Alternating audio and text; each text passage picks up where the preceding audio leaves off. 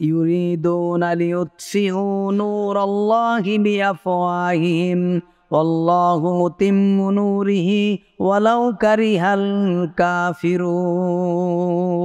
আল্লাহ তাআলা বলছেন তারা চায়, ইউরিদুনা তারা চায়, লিউতফিউ নূরাল্লাহ। আল্লাহ তাআলা বলছেন যে তারা চায় লিউতফিউ ফুৎকার দিয়ে, ফু দিয়ে নিভিয়ে দিতে নূরুল্লাহ আল্লাহর নূরকে বিআফওয়াহিম তাদের মুখের, অর্থাৎ বেঈমান কাফেররা চায় মুখের ফু দিয়ে আল্লাহর নূরকে নিভিয়ে দিতে। আল্লাহু মুতিম্মু নূরিহি আল্লাহ তাআলা তার নূরকে আরো জ্বালিয়ে দেবেন।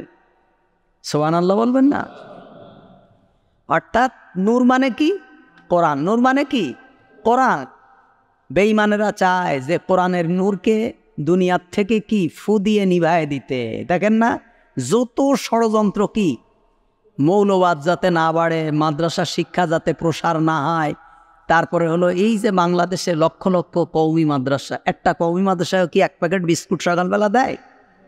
তা মাদ্রাসার ছাত্র বাড়ে না কমে?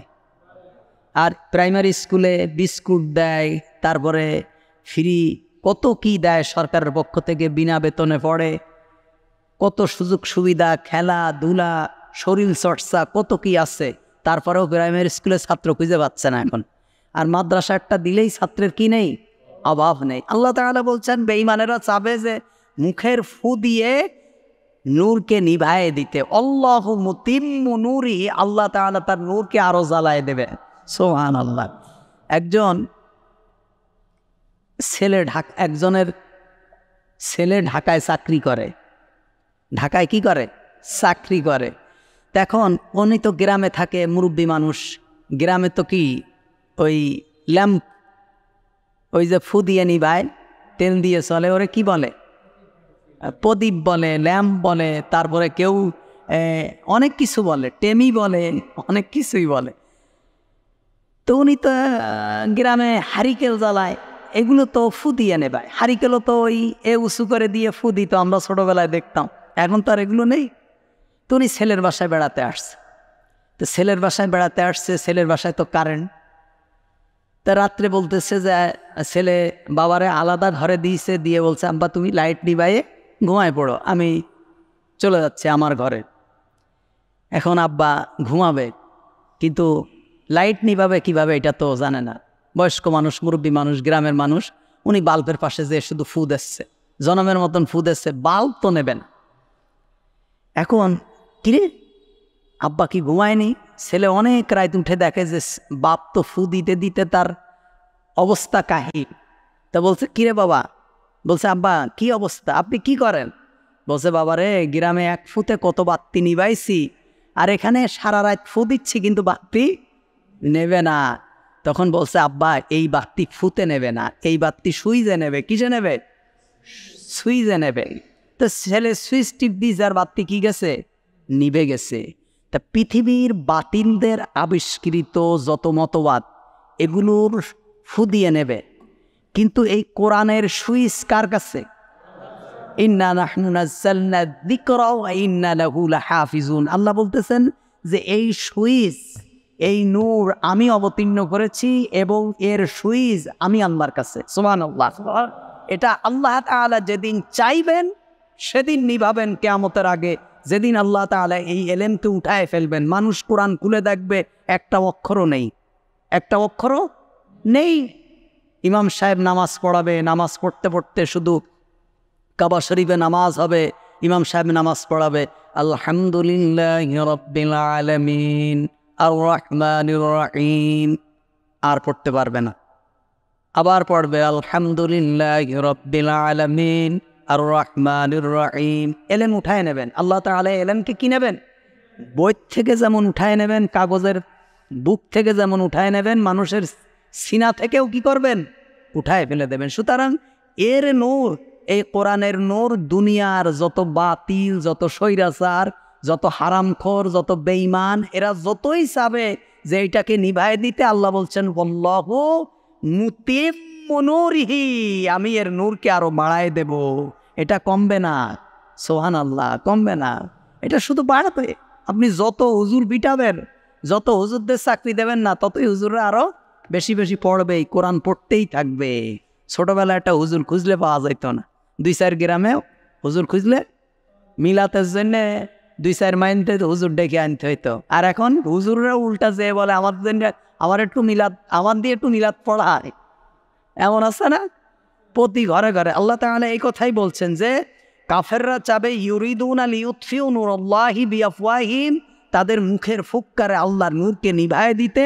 আল্লাহু মুতিম্মু নূরিহি, আল্লাহ তাআলা সেই নূরকে কি করে দেবেন? আরো বাড়িয়ে দেবেন। আল্লাহু পরিপূর্ণভাবে বিকশিতকারী, মুতিম্মু নূর, অর্থাৎ আল্লাহ তাআলা এই নূরকে আরো বাড়ায় দেবে। সারা দুনিয়ায় আল্লাহ কোরআন কি দেবেন? ছড়ায় দেবেন। আমেরিকা কোরআন বিরোধী না কোরআনের পক্ষে? বলেন, বিরোধী না সারা জীবন। কিন্তু এই কিছুদিন আগে দেখছেন জো বাইডেনের সামনে হোয়াইট হাউসের ভিতরে কোরআন তেলাওয়াত হচ্ছে। সুবহানাল্লাহ।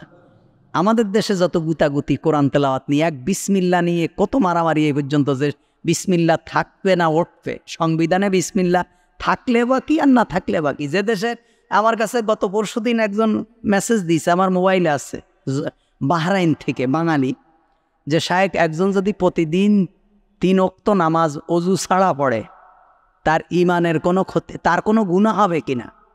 মেসেজ লিখছে, প্রতিদিন কেউ যদি 3 ওয়াক্ত নামাজ অজু ছাড়া পড়ে, তার কোনো গুনাহ হবে কিনা। তা আমি বললাম, আপনার প্রশ্নটা এমন করা উচিত ছিল যে তার ইমান আছে কিনা। ইমান থাকলেই না গুনাহ হবে আর না হবে সেটা। ইমানই যদি না থাকে তোর গুনাহ দিয়ে কি লাভ, বুঝলেননি? তা এটা হলো সারা দুনিয়ার যারা স্বৈরাচার, এরা চায় যে কোরআন যাতে মানুষ না বুঝুক। কোরআন মানুষ বুঝলে যত সমস্যা। কোরআন যদি সত্যিকার অর্থে কোরআন যদি হয়, তাহলে চুরি থাকবে না, ঘুষ থাকবে না, দুর্নীতি থাকবে না। তাহলে এই হাজার হাজার কোটি টাকার মালিক হবে কি করে? কি করে হবে বলেন? চুরি, ডাকাতি, ঘুষ, মানুষের ছিনতাই, রাহাজানি, মারামারি যদি না থাকে, মসজিদ ভর্তি যদি মুসল্লি থাকে, মানুষ যদি সব ইমানদার হয়ে যায়, তাহলে সমস্যা না? মুনাফিকদের, বেঈমানদের জন্য সমস্যা। এই সুদের কারবার যদি না থাকে, বেঈমানদের জন্য সমস্যা। এই কারণে তারা চাইবে যে কোরআন কখনো আল্লাহর জমিনে প্রতিষ্ঠিত না হোক। আল্লাহ তাআলা পরবর্তীতে বলছেন, হুয়াল্লাযী আরসালা রাসূলাহু বিল হুদা ওয়া দীনিল হক লিইয়ুযহিরাহু আলাদ দীনি কুল্লিহি ওয়ালাউ কারিহাল মুশরিকুন। তিনি সেই সত্তা যিনি তার রাসূলকে হেদায়েত, দিক নির্দেশনা, হেদায়েত মানে দিক নির্দেশনা, এটার নাম হলো হেদায়েত। কোরআনের নাম কি? হেদায়েত। এই হেদায়েত ও সত্য জীবন ব্যবস্থা দিয়ে পাঠিয়েছেন যেন তিনি তাকে বিজয় করে দেন অন্য সকল জীবন ব্যবস্থার উপর, যদিও মুশরিকরা তা অপছন্দ করে। রসুল পাঠানোর উদ্দেশ্য কি? হুয়াল্লাযী আরসালা রাসূলাহু বিল হুদা ওয়া দীনিল হক, হেদায়েত দিয়ে এবং সত্য দিন দিয়ে আল্লাহ তাআলা রসুলকে পাঠিয়েছেন। কেন পাঠিয়েছেন? পাঠিয়েছেন এই কারণে, লিইয়ুযহিরাহু আলা দীনি কুল্লি, সমস্ত দিনের উপর। দিন মানে কি? ধর্ম। দিন মানে কি? জীবন ব্যবস্থা। তো সমস্ত জীবন ব্যবস্থা, হিন্দুইজম, খ্রিস্টানিজম, ইহুদি, নাসারা, যত জীবন ব্যবস্থা পৃথিবীতে আছে, যত ধর্ম আছে, সমস্ত ধর্মের উপর আলা দীনি কুল্লি, সমস্ত জীবন ব্যবস্থার উপর যাতে এই ইসলামটাকে, কোরআনটাকে প্রতিষ্ঠিত করতে পারে, এই জন্যই আল্লাহ রসুল পাঠিয়েছেন। সুবহানাল্লাহ। রসুলরা শুধু এসে আমাদেরকে সুবহানাল্লাহ, আলহামদুলিল্লাহ আর খানকায় বসে বসে মুরিদ বানানো শিখাননি। রসুলরা পৃথিবীতে, প্রত্যেকটা রসুল এসেছেন পৃথিবীতে কি করতে? আল্লাহর দ্বীনকে সকল মতবাদের উপর প্রতিষ্ঠিত করতে। এজন্য আল্লাহ তাআলা বলছেন, আফা গায়রা দীনিল্লাহি ইয়াবগুনা ওয়ালাহু আসলামা মান ফিস সামাওয়াতি ওয়াল আরদি তাওআন ওয়া কারহা। তোমরা কি আল্লাহর দেওয়া জীবন ব্যবস্থা ব্যতীত এমন কোন জীবন ব্যবস্থা খুঁজছ? অথচ এই আকাশ এবং জমিনে যা কিছু আছে, ইচ্ছায় হোক অনিচ্ছায় হোক, ওই আল্লাহ তাআলার গোলামি করে, হুকুম মানেন। সুবহানাল্লাহ। তাহলে রসুলরা কেন এসেছেন? রসুলরা এসেছেন আল্লাহর দিনকে কি করার জন্য? প্রতিষ্ঠিত করার জন্য। আমরা তো এটা মানতে রাজি নেই। আমরা হলাম কি তবলিগে সিল্লা লাগাবো, 2-4টে পীর সাহেবের কাছে মুরিদ হব, যেই পীর সাহেব আল্লাহর কাছে সুপারিশ করে মারামারি করে আমার বেহেশত বাড়াই দিতে পারে, একটার কাছে হইলে যদি কোনো কারণে সেই পীর আল্লাহর কাছে আমারে কোনো কারণে নিতে না পারে, তাহলে তো আমি বিপদে পড়ে গেলাম। এই জন্য 2-3 পীরের কাছে মুরিদ হয়। দেখবেন এমন মানুষ এই বাংলাদেশে আছে। আমি আরও 15 বছর আগে ইন্ডিয়ায় যাই অনেক দিন ধরে। তো এই ইন্ডিয়া যাওয়ার জন্য তখন এম্বাসি ছিল হলো, তখন ইন্ডিয়ান এম্বাসি ছিল গুলশান 2 নম্বরে। তো গুলশান 2 নম্বরে ইন্ডিয়ান এম্বাসিতে ভিসা লাগাইতে গেছি। তো এক মুরব্বী আমার পাশে বসেছে। তা আমি কোথায় যান? তা বলছে আমি আজমির যাব, খাজা বাবার ওখানে। তা বলছে মনে করছে যে আমি শুনে খুব খুশি হব। তা বলছে হুজুর আমি এই পর্যন্ত 15 বার গেছি। আমি বলছি মাশাআল্লাহ। তা আপনি মদিনায় কয়বার গেছেন, মক্কায় কয়বার গেছেন? বলছে আল্লাহ তাআলা আমার এখনও নেয়নি। তা আমি বলছি আল্লাহ আপনাকে কোনো দিন নেবেও না হয়তোবা। কারণ যে ব্যক্তি আজমিরে যায় 15 বার, মক্কা মদিনায় যায় না, তার মানে কি ওর কাছে মক্কা মদিনার থেকে আজমিরের গুরুত্ব বেশি। কেউ যদি এখান থেকে কোনো সোয়াবের আশায় আজমিরে যায়, সে ব্যক্তি আবু জাহেলের মতো মুশরিক হবে। কেউ যদি মনে করে আমি শাহজালালের মাজারে গেলে আমার কোনো সোয়াব হবে কিংবা সেখানে গেলে আমার হাজত পূরণ হবে, তাহলে সে আবুল আহাবের মতো মুশরিক হবে। কিয়ামতের দিন আবুল আহাব যেই জাহান্নামে যাবে ও সেই জাহান্নামে যাবে, কোনো পার্থক্য নেই। সুতরাং মানুষ হেদায়েত থেকে কত দূরে। তা মানুষ রসুল করিম সাল্লাল্লাহু আলাইহি ওয়াসাল্লাম পৃথিবীতে তো এজন্য আসেনি। আমরা যেটা মনে করি রসুল এজন্য আসে। আমাদের দেখবেন অনেকে বলে যে ইসলামে আবার রাজনীতি কি? মুসলমান নামাজ পড়বে, রোজা রাখবে, রাজনীতি কি? রাজনীতি নেই মানে? দাউদ সুলাইমান আলাইহিস সালাতু ওয়াস সালাম পৃথিবীর রাষ্ট্রপ্রধান ছিলেন। দাউদ আলাইহিস সালাতু ওয়াস সালাম রাষ্ট্রপ্রধান ছিলেন। ইউসুফ আলাইহিস সালাতু ওয়াস সালাম খাদ্য মন্ত্রণালয়ের দায়িত্ব পালন করেছেন দীর্ঘদিন। তারপরে তিনি রাষ্ট্রপ্রধান ছিলেন। তারপরে হলো এরকম প্রত্যেকেই। মুহাম্মদুর রাসূলুল্লাহ সাল্লাল্লাহু আলাইহি ওয়াসাল্লাম মদিনায় গিয়ে সনদ দিলেন। মদিনার পৃথিবীর সবথেকে উত্তম সংবিধান, কনস্টিটিউশন, এটি মুহাম্মদুর রাসূলুল্লাহ সাল্লাল্লাহু আলাইহি ওয়াসাল্লাম যেটি রচনা করেছেন, আজ পর্যন্ত কেউ তার বিরোধিতা করতে পারেনি। হযরত আবু বকর রাদিয়াল্লাহু তাআলা আনহু শাসন করেছেন, ওমর রাদিয়াল্লাহু তাআলা আনহু অদ্দজাহানের খলিফা ছিলেন, হযরত উসমান রাদিয়াল্লাহু তাআলা আনহু খেলাফতের দায়িত্ব পালন করেছেন, মুআবিয়া রাদিয়াল্লাহু তাআলা আনহু করেছেন, ওমর ইবনে আব্দুল আজিজ করেছেন। ইসলাম রাজনীতি থাকবে না মানে তার মানে কি? এটা বলার মানে হলো যে তোমরা শুধু মসজিদে বসে সুবহানাল্লাহ আলহামদুলিল্লাহর ফজিলত বর্ণনা করবা, আর দুনিয়ার ভিতরে যত মানে শয়তানি যা করার দরকার আমরা করব। এই জন্য মসজিদের ভিতরে নিখেত হয়ে মসজিদে বসে দুনিয়াবি কথা বললে 40 বছরের ইবাদত নষ্ট হয়ে যায়। এটা একটা মহা শয়তানি আর মিথ্যা কথা। এটা কোনো হাদিস না। রাসূলুল্লাহ এরকম কথা জীবনেও বলেননি। দুনিয়ার কোনো হাদিসে এটা নেই যে মসজিদে বসে দুনিয়াবি কথা বললে 40 বছরের ইবাদত নষ্ট হয়ে যায়। নিচে লিখিত হয় আল হাদিস। তার মানে কি? তুমি মসজিদে বসে বসে শুধু সুবহানাল্লাহ আলহামদুলিল্লাহ বলবা, যে যদি কেউ একবার সুবহানাল্লাহ পড়ে তাহলে জান্নাতের ভিতরে এমন একটা ফলের গাছ হবে ভাইরা আমার, 600 বছর উট যদি দৌড়ায় তাহলে সেই ফলের গাছের ছায়া অতিক্রম করতে পারবে না। মুসল্লিরা এগুলো শুনে চুপ করবে আর ঘুমাবে। জুমার খুতবা শুনতে এসে ঘুমায় না এরকম মুসল্লি বাংলাদেশে আছে কি সন্দেহ? এরকম 2-4টে মসজিদ ছাড়া। কারণ কি? মসজিদে বাড়ি যেয়ে বলে মসজিদ আসলেই শান্তির ঘর, মসজিদে গেলেই শুধু ঘুম আসে। ঘুম আসবে না তা কি? তোমার হুজুর তো শুধু সুবহানাল্লাহর ফজিলত বর্ণনা করে, এতে ঘুম ছাড়া আর কি? শয়তান তোমার মাথার উপরে বাতাস দেয়, ঘুম তো অটোমেটিক আসবে। যদি এখানে বাতিলের বিরুদ্ধে কথা বলা হয়তো, কোরআন এবং সহিহ সুন্নাহ থেকে কথা বলা হয়তো, শয়তানই টিকতে পারবে না। তোমার ঘুম আসবে কোথার থেকে? আমার মসজিদে ঘুমায় পাবলিকে? বলেন ঘুমায়? একজন দেখায় তো যে ঘুমায়। যে ঘুমায় মনে করতে হবে সে তার স্ত্রীর সাথে গন্ডগোল করে গত রাত্রে ঘুমায়নি। আমি আল্লাহর কসম কেটে বলছি, আমার খুতবায় যে ঘুমাবে আপনি ওরে গোয়েন্দা দিয়ে চেক করেন, ওর বোর সাথে ওর গন্ডগোল।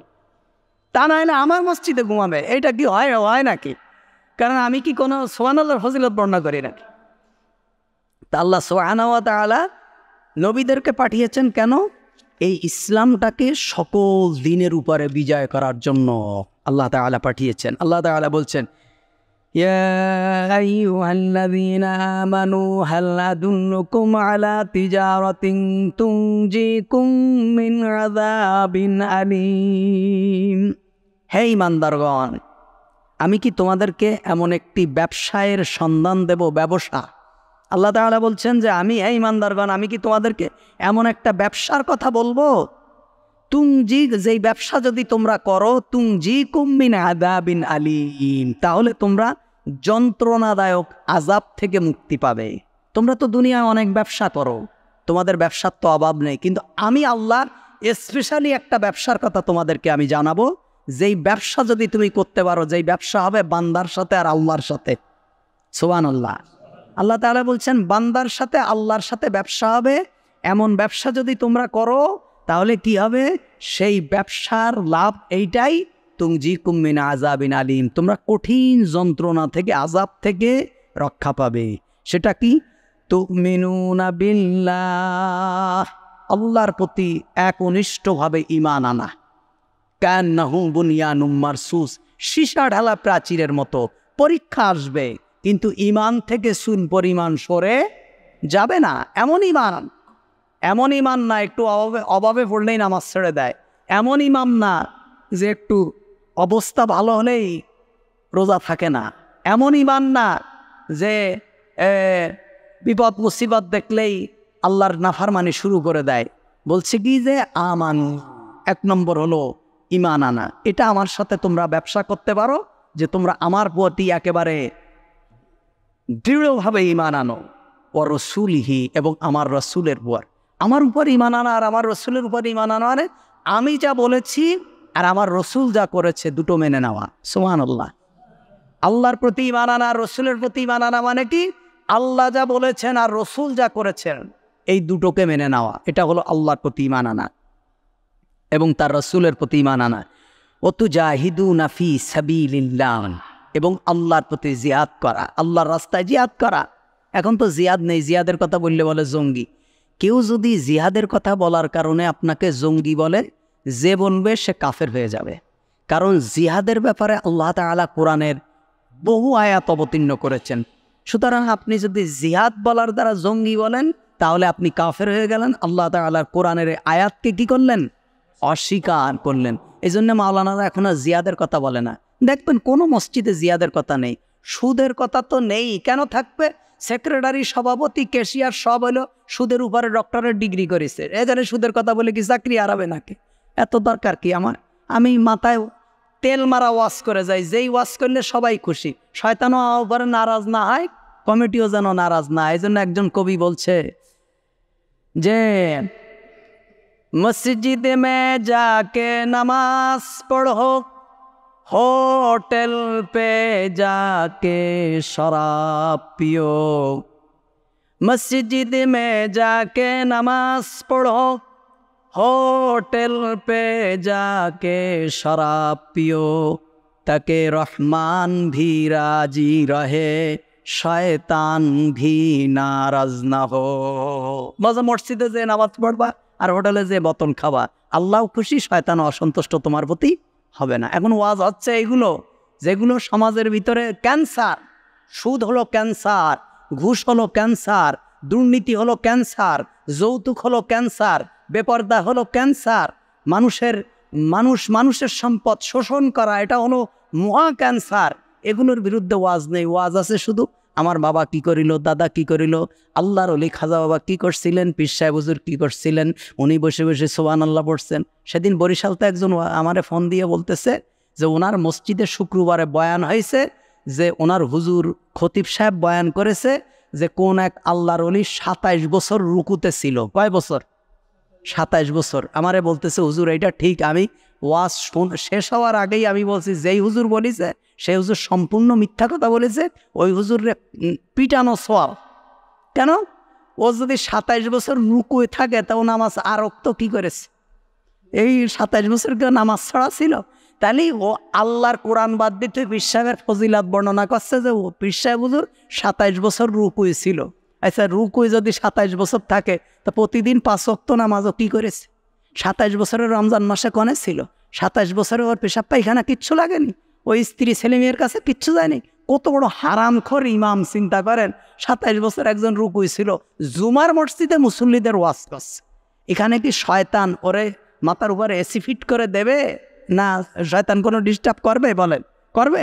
শয়তান বলবে আমার কাজ তো তুমিই করছো, আমি মসজিদের বাইরে থাকি, আমার এখানে ঢোকার কোনো দরকার নেই, কারণ তুমি যে কাজ করছো এই কাজ আমি করতে পারবো না, আমার এত ক্ষমতা আল্লাহ দেয়নি, তুমি যে কাজ করছো। কি বলে 27 বছর একজন মানুষ রুকু হয়েছিল। আস্তাগফিরুল্লাহ।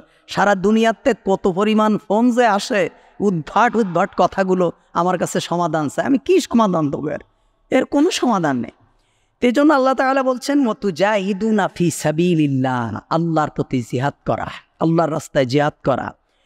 বিআমওয়ালিকুম ওয়া আনফুসিকুম, সম্পদ দিয়ে জিহাদ করবে। কি দিয়ে? সম্পদ দিয়ে। ওয়া আনফুসিকুম, নিজের জীবনের বাজি রেখে। জান দিতে হয় দেব, মাল দিতে হয় দেব, কিন্তু আল্লাহর দিন, আল্লাহর জমিনে বুলন্দ করব, আল্লাহর দিনের মর্যাদাকে সমুন্নত রাখবো, কোরআনের মর্যাদাকে সমুন্নত রাখবো, কোরআনকে আল্লাহর জমিনে বাস্তবায়ন করার চেষ্টা করব আল্লাহর হুকুম মতো, আমার হুকুম মতো না। কার হুকুম মতো? আল্লাহর হুকুম মতো। মসজিদের মধ্যে মনে করেন যে আল্লাহর হুকুম চলে না, আপনি এসে বোম মেরে দিলেন মসজিদের মধ্যে, এটা আল্লাহর হুকুম না, এটা হলো জঙ্গিবাদ। এটা কি? সারা দুনিয়ায় জিহাদের নামে জঙ্গিবাদ চলছে, অনেক জায়গায় যে চলছে না তা না, কারণ মসজিদের মধ্যে বোমা মারা, নিরপরাধ মানুষদেরকে মেরে ফেলা। আর জিহাদ কখনো নিজের ইচ্ছায় হয় না, জিহাদ হতে হবে সর্বোচ্চ রাষ্ট্রীয় পর্যায় থেকে ঘোষণা আসতে হবে। আপনি আপনার কয়েকজন মুরিদ দিয়ে বলবেন চলো আমরা জিহাদ করে আসি, এটা জিহাদ হয় না। জিহাদের ডাক আসতে হবে রাষ্ট্রের সর্বোচ্চ পর্যায় থেকে। আর নাইতে কয়েকজন মিলে আপনি জিহাদে বের হয়ে গেলেন, এটা জিহাদ না, এটাকে জিহাদ বলা হয় না, এগুলো আবার খারাপ, জিহাদের ভুল ব্যাখ্যা। যালিকুম খায়রুল লাকুম ইন কুনতুম তা'লামুন, আল্লাহ তাআলা বলছেন এটা তোমাদের জন্য অতি উত্তম যদি তোমরা তা জানতে। ইয়াগফির লাকুম যুনুবাকুম ওয়া ইউদখিলকুম জান্নাতিন তাজরি মিন তাহতিহাল আনহার ওয়া মাসাকিনা তাইয়্যিবাতান ফি জান্নাতি আদন যালিকাল ফাওজুল আযীম। আল্লাহ তাআলা বলছেন ইয়াগফির লাকুম যুনুবাকুম, তিনি তোমাদের গুনাহগুলোকে ক্ষমা করে দেবেন। ওয়া ইউদখিলকুম জান্নাতিন তাজরি, যদি আল্লাহর সাথে এই ব্যবসা করো, ঈমান আনো আল্লাহর প্রতি, রসুলের প্রতি, এবং কি করো? জিহাদ করো আল্লাহর রাস্তায়, তাহলে আল্লাহ তাআলা তোমাদের সমস্ত গুনাহগাতা মাফ করে দেবেন এবং তোমাদেরকে এমন জান্নাতে প্রবেশ করাবেন যার তলদেশে প্রবাহমান রয়েছে নহরসমূহ।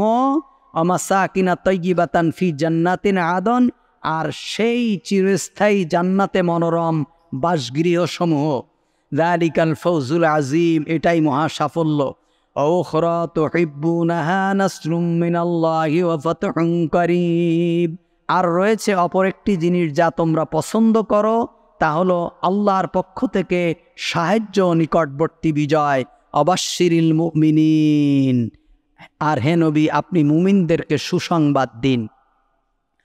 ইয়া আইয়ুহাল্লাযীনা আমানু কুনু আনসারাল্লাহ কামা ক্বালা ঈসা ইবনু মারইয়াম লিল হাওয়ারিয়িনা মান আনসারি ইলাল্লাহ ক্বালাল হাওয়ারিয়ুনা নাহনু আনসারুল্লাহ ফাআমানাত তাইফাতুম মিন বানি ইসরাঈল ওয়া কাফারাত তাইফা ফাআইয়াদনাল্লাযীনা আমানু আলা আদুওয়িহিম ফাসবাহু যাহিরিন। হে ঈমানদারগণ, হে তোমরা যারা ঈমান এনেছো, তোমরা হয়ে যাও আল্লাহর সাহায্যকারী। আনসার আল্লাহ, কুনু আনসার আল্লাহ, যেমন বলেছিলেন হাওয়ারিদেরকে মারিয়ামের পুত্র ঈসা আল্লাহর দিকে ডাকার কাজে কে হবে আমার সাহায্যকারী, তখন বলল হাওয়ারিরা আমরাই হব আল্লাহর সাহায্যকারী। অতঃপর ঈমান আনলো বনি ইসরাইল থেকে একটি দল এবং কুফরি করলো একটি দল। অবশেষে আমি সাহায্য করলাম তাদেরকে যারা ঈমান এনেছিল তাদের দুশমনদের বিরুদ্ধে, ফলে তারাই হলো বিজয়ী। হাওয়ারি বলা হয় ঈসা আলাইহিস সালাতু ওয়াস সালামের সহযোগীরা, সাহাবীরা। এরা হাওয়ারি একটা গোত্র। এরা ঈসা আলাইহিস সালাতু ওয়াস সালামকে বলেছিল, ঈসা আলাইহিস সালাম বললেন যে আমার সাহায্যকারী কারা হবে, অর্থাৎ কে এই দিনের সাহায্যকারী হবে, আমার সাথে দিনের রাহবার হবে। তখন হাওয়ারিরা বলেছিলেন যে আমরা হব আপনার সাহায্যকারী। তা আল্লাহ তাআলা বলছেন তোমরা এমন আল্লাহর সাহায্যকারী হয়ে যাও, অর্থাৎ আল্লাহর দিনের কাজ তোমরা করো, দিনের আঞ্জাম তোমরা দাও, আল্লাহর কোরআনের অনুসারী হয়ে যাও, মুহাম্মদুর রাসূলুল্লাহ সাল্লাল্লাহু আলাইহি ওয়াসাল্লামের সুন্নাহর অনুসারী হয়ে যাও। তাহলেই আমি আল্লাহ তাআলা তোমাদেরকে মাফ করে দেব এবং তোমাদেরকে জান্নাত দিয়ে দেব। সুবহানাল্লাহি ওয়া বিহামদিহি।